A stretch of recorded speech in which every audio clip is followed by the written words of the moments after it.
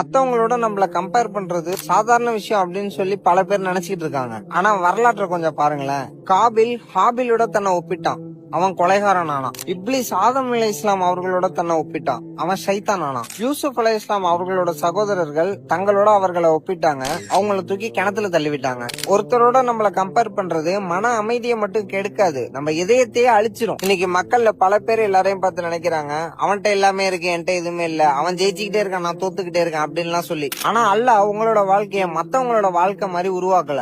ஒவ்வொருத்தருக்கும் தனித்தனி சோதனை இருக்கு. அல்லாஹ் குர்ஆன்ல தெளிவா சொல்றான், அவன் தான் உங்களை பூமியின் பிரதிநிதிகளாக ஆக்கினான், மேலும் நீங்கள் பெற்றவற்றின் மூலம் உங்களை சோதிப்பதற்காக சிலரை விட உயர்ந்த நிலையில் வைத்தான் அப்படின்னு சொல்லி அல்லாஹ் திருக்குர்ஆன்ல சொல்றான். உங்களோட ரிஸ்க் வேற, உங்களோட பயணம் வேற, உங்களோட சோதனையும் வேற. நபி ஸல்லல்லாஹு அலைஹி வஸல்லம் சொல்லியிருக்காங்க, உங்களை விட மேல இருக்கிறவங்களை பார்க்காதங்க, உங்களுக்கு கீழே இருக்கிறவங்களை பாருங்க.